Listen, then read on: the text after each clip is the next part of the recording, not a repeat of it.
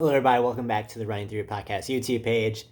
Hopefully, this will be my last update about how COVID-19 and the coronavirus is impacting the running and sports world. Today's kind of been a roller coaster of a day. It's just like pipe bomb after pipe bomb. It's been a long and stressful day as someone who is involved in the track and field world as well as the race directing world. I got my hot toddy. I am ready to talk. First off, sports aren't the most important thing in the world, but they are a $500 billion industry. They are a lot of people's escape. My nightly routine is to come home in the evening, turn on the NBA game or the hockey game or the MLS game, and do some work, watch some sports, kind of escape away. If it's sporting, if it's a Blues game, if it's a Manchester United game on the weekends, if it's any basketball game. It's just kind of my time to zone in and kind of respect the athletics. I don't know. I grew up watching ESPN News, right? That was my babysitter growing up. And then being in the running world, my Saturdays and my Sundays are spent waking up early to watch somebody on the other side of the world run a race at a time that I can never comprehend, or spent all day watching track meet. It's something that consumes a lot of my life. I talk about it on this YouTube page, I talk about it on the podcast, I write about it. It's something that is a huge part of my identity, to be able to kind of dissect what's going on. I host a soccer podcast, it's like sports are kind of what I do. And today they stopped. It was announced. So yesterday we were talking about it on yesterday's video that NBA announced they were postponing the season or suspending it. And the NHL followed suit this today, obviously, because they share a lot of arena access. They share the same season. There's a lot of crossover there. Rudy Gobert and one other Utah player has tested positive for the coronavirus. Somebody maps it out, and in the 5 days that it takes sometimes for those symptoms to appear, they had already contaminated the rest of the league with crossover between playing certain teams in certain cities. So that being said, they also played at Detroit and New York, which also host NHL teams, and the away locker rooms in the NBA and the NHL, the away locker rooms are shared. So, you're looking at a lot of cross-contamination there. So that was announced today. And with that, it's kind of like the big domino was tipped over, and then everything else started to fall. Because yesterday we were watching Boston, we were watching London, we'll see what happened. Hamburg was postponed. Well, after the NHL and the NBA once, then the Big 12, which is here in Kansas City, postponed their tournament. My cat's running around. That's what you're hearing back there. The A10 canceled their tournament, the Big Ten canceled their tournament, and then the big pipe bomb dropped, and that is the NCAA canceled March Madness. They canceled all winter championships. So indoor track and field, that on this very podcast page we have a preview up right now, is not going to happen. And that is after all the athletes are already in Albuquerque. The Harvard athletes were actually on their way to the plane when Harvard told them that they couldn't race. I forget if I talked about that yesterday or not. But a lot of the athletes are already there. Then they announced that they're actually canceling the spring championship season as well. So we're looking at a time when someone like Joe Klecker put out kind of a heartbreaking tweet saying that he lost his chance to challenge for a national title, which he would have been. He probably would have won one of the 3K or the 5K this weekend, and in outdoors he would have been a favorite for the 15 or the 5K. So you're losing a season of eligibility, essentially, if you're a senior right now.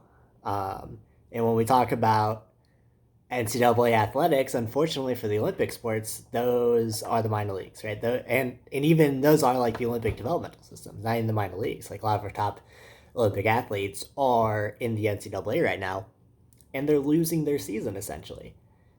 On top of that, I've gotten word that the Diamond League will be suspending part of its season. So that's not official yet, but I have heard that it will be announced either tomorrow or Monday. From my read on it, it won't be the entire season, but at least part of it will be either suspended or part of it will be pushed back. There's going to be a severe lack of racing opportunities. If there aren't any college races, I reached out to Penn Relays, I reached out to Drake Relays, and they are both currently monitoring the situation. So they're both going on as planned. However, if the championship season, if spring athletics in general are postponed, I highly doubt that they're going to be putting on those meets as well. It's a real topsy-turvy time. From what I've read, it's going to be about at least 4 weeks of nothing. NBA and NHL have said they're going to kind of reassess at that point after 30 days about potentially playing empty arena games.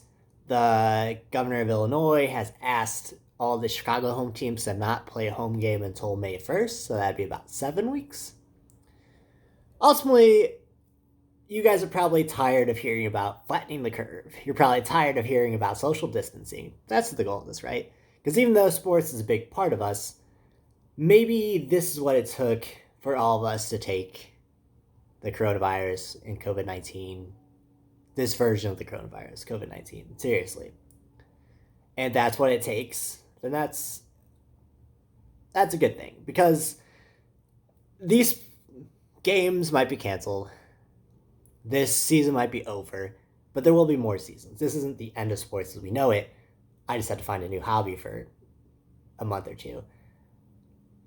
However, if we keep having these mass gatherings of Atlanta United draw 50,000 people to an MLS game, say the coronavirus gets spread around there, somebody at one of those games has an elderly family member, elderly neighbor, someone they're in contact with often. My grandma just finished chemo. She's cancer free. However, if she runs into, she's very susceptible to catching COVID-19 symptoms and having the worst of it, getting pneumonia from it and potentially dying. And we as a society have to see this as a team. You might not like all of your teammates, but you can put aside those differences to work together for a greater goal. That greater goal being herd immunity, that we need to keep our distance. We need to stop the rapid growth of this thing. Flatten that curve so that our medical system can handle the cases that come. We need to be able to stand up for the people that can't stand up for themselves. There are immunocompromised people in our society that just can't, that will be majorly susceptible to dying from this. You know, the argument is what? That there aren't as many cases of flu, that it's basically just another seasonal virus. But this is a virus that we've never seen before. It's a virus that we've seen in China has spread very rapidly. It's also a virus that we've seen cases in Singapore.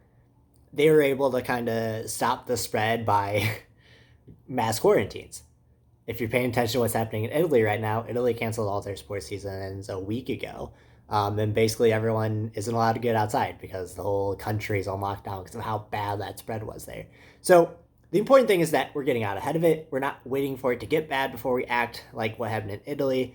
And if you get out ahead of it and not that many people are susceptible to it, ultimately, that's a good thing. And this will all be justified. However, in the meantime, some major sports are going to be losing out on major revenue, on major money. But the fact that the NCAA is looking at this and saying that they'd rather lose the revenue that they're going to make from March Madness than perpetuate or potentially be liable for someone coming down with the virus and potentially dying, that should show you how big of a deal this is. Because the NCAA isn't known for their ethical actions. The fact that the NBA and the NHL are leaving a lot of revenue on the table should show you how serious this is. And ultimately, as track and field fans, we just have to accept that it's going to be an odd year. It's an Olympic year. There have to be races. It's just all up in the air. As always, I'll update you guys as we come along. And as I hear new things, I'll kind of update this series of videos. I've been trying, if you follow me on Twitter, at HornickerJustin, last name, first name, I've been trying to update when I get news. But that's just where we are right now. Boston's canceled. No word on London. Every race in Missouri is canceled for the rest of the month, essentially. The St. Louis Marathon was canceled. Champaign Marathon was canceled. All the major races are going to be canceled until mid-April. We just have to accept it. There's nothing that we can do. There's nothing that race directors can do. It's going to happen to everyone. You're not being singled out. Know that race directors are trying their best to put everyone in the right circumstance. There's just nothing we can do. In Kansas City, we had a state of emergency until the end of April. No gatherings over 1,000 people, so we had to cancel. There are going to be two pretty big races tomorrow with the Big 12 and St. Patrick's Day that were going to be over 1,000 people. That just had to cancel on 2 days' notice. So it sucks for everyone, and we just have to all be in this together. If you guys like what I have to say, like this video, subscribe, wash your hands, sanitize, take a shower. Don't buy toilet paper. What are we doing? I'll talk to you guys soon.